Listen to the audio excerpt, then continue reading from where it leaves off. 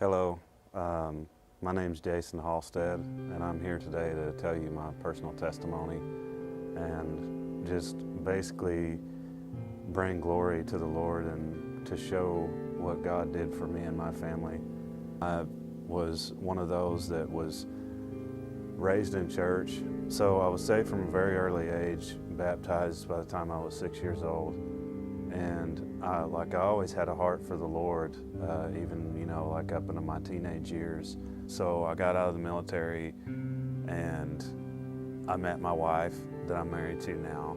We got married and I started working in the oil field. And it's long hours. There's a lot of time away from home. There's many times where you have to travel and be away. I had to start living out of a hotel. I have 2 twin daughters, and so now that I have them and my son, and plus I'm having to be away from my wife constantly, we were working 16 days on, 5 days off.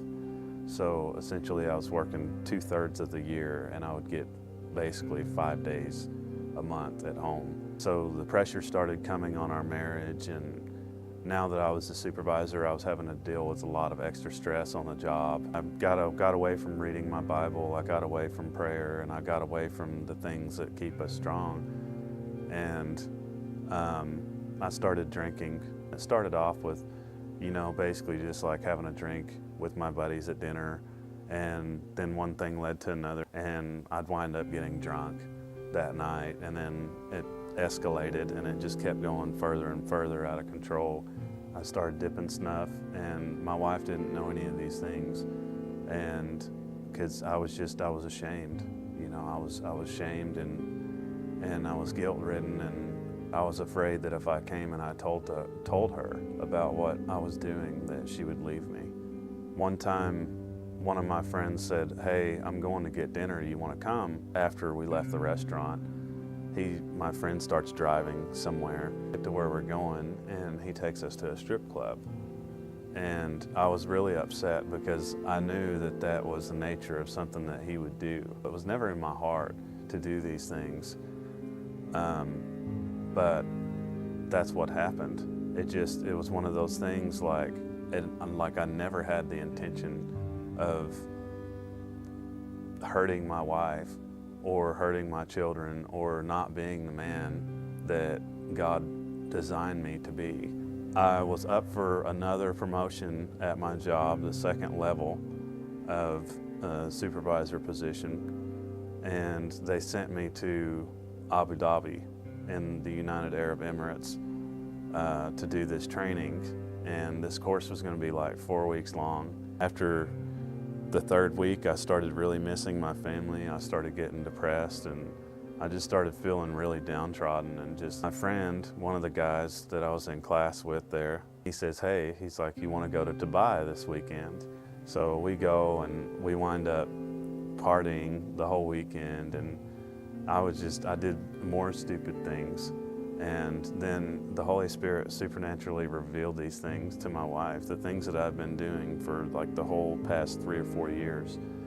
The Holy Spirit revealed it, and she just calls me and randomly asks me, she said, "Hey," she's like, "have you been going to strip clubs?" And she's like, "I want you to be honest." And she said, "Because if you try to lie to me," she's like, "I'm gonna know." Of course, I tried to give her like half-truths at first and only confessed to, "Oh yeah, well I did one time, but it was a long time ago." And she was like, "Okay, well, I'm gonna give you one chance and one chance only. And if you don't confess to me and tell me the full truth, then I am going to walk out of this marriage and we're gonna get a divorce." And whenever she said those words, like, I literally just wanted to die. Like, I felt so bad. Like, it's the worst feeling that I've ever felt before in my life. And I felt like my heart was just literally just crushed. And I didn't know what to do. And so I just cried out to the Lord in the UAE of all places. And I just cried out to God, and I said, my God, I said, "Please remove this burden from me, for it is too heavy to bear." And so I just started praying and I started worshiping God. I told him, I said, Lord, I said, I will give you all of my skills and abilities, everything that I can speak with my mouth and do with my hands. I will give it to you, and I will surrender everything, and I will sacrifice. I said, I will even give you my whole family. I said, I'll give you my wife, I'll give you all of my children, I'll give you everything that I have to offer under one condition. And he said, what is your condition? And I said, that I don't lose my family. And he said, come, follow me. I'll never forget those words. Like, it was so clear and so loud. It was just like, I couldn't deny it. And I told the Lord, I said, God, I was like, I don't know what to do. I said, I'm going all in here, and I said, I don't know how to trust you for this. I said, but I need you to help me, and I need you to show me everything step by step. So immediately I didn't hear anything. But I went to leave the country, and I was on the airplane, and we were flying back to Chicago O'Hare, and immediately Satan came and tried to steal that from me. He said, he started planting these seeds into my mind. He's like, you're stupid. You're gonna sit here and make yourself vulnerable, and you're gonna tell your wife all these things, and she's still gonna leave you. He's like, why would you believe that she would stay? So I sat there on the airplane, and I had my headphones on. I was listening to music, and I just kind of leaned my head back, and I looked up at the roof of the airplane, and I said, God, I said, you're gonna have to give me something more. I said, you're gonna have to give me confirmation that I heard you correctly. I said, because I can see that the devil is trying to trick me. I said, but I'm not sure if what he's saying is like, if what I'm hearing is him, or like, I started doubting, and I started second guessing. And so immediately after I prayed that prayer, God showed up on the airplane, and I felt the fear of the Lord come onto the airplane, and I was terrified. Like, I didn't want to move. Like, I didn't want to look around. I didn't want to do anything. I was just like glued to my seat, and I'm sitting there, and I'm like, all of a sudden I feel this presence behind me. And it was as if Jesus was standing right behind me, and he leans down and puts his mouth to my ear, and he speaks to me in my Father's voice, and he says, come clean, son, come clean. Something that has become so clear to me over the years is, the Bible tells us faith without works is dead. And like, God still required me to put faith in this. It wasn't just like, my marriage wasn't going to be saved, and I wasn't going to just be given this. I started asking God. I was like, God, what am I supposed to do? And he said, well, the first thing that I want you to do is, he said, I want you to sit down. And he said, I want you to write what you have wronged. And I said, what do you mean? And he said, I want you to sit down, and I want you to write a full confession of everything that you've done to Tiffany. And he said, I want you to tell her everything. And I said, yes, Lord. That's all I could say was, yes, Lord. And I didn't want to, but it was like 10 pages. I take and I write everything out, and I get home and everything, and my wife and I sit down on the couch, and she starts reading this confession, and she gets about halfway through, and I'll never forget, she was drinking a peach Snapple tea with a glass bottle, and she's sitting there drinking it while she's reading the letter, and she gets about halfway through, and she reads something that had happened, something that I had done, and she just takes the bottle and just throws it at me, right at my face.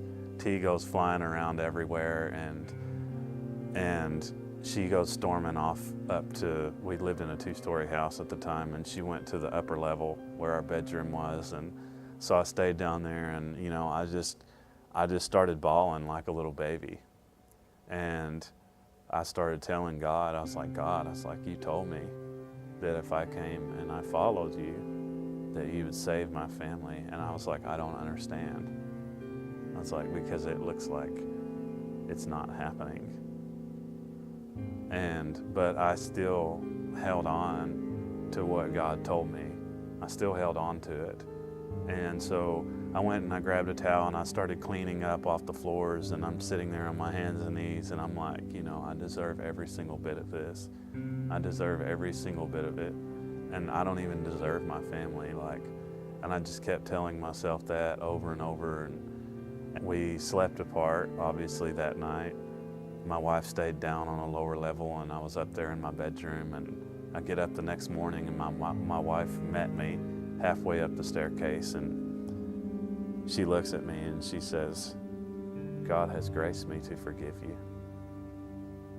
And it was like, I just started crying, and I just sat there and I started thinking. I was like, okay,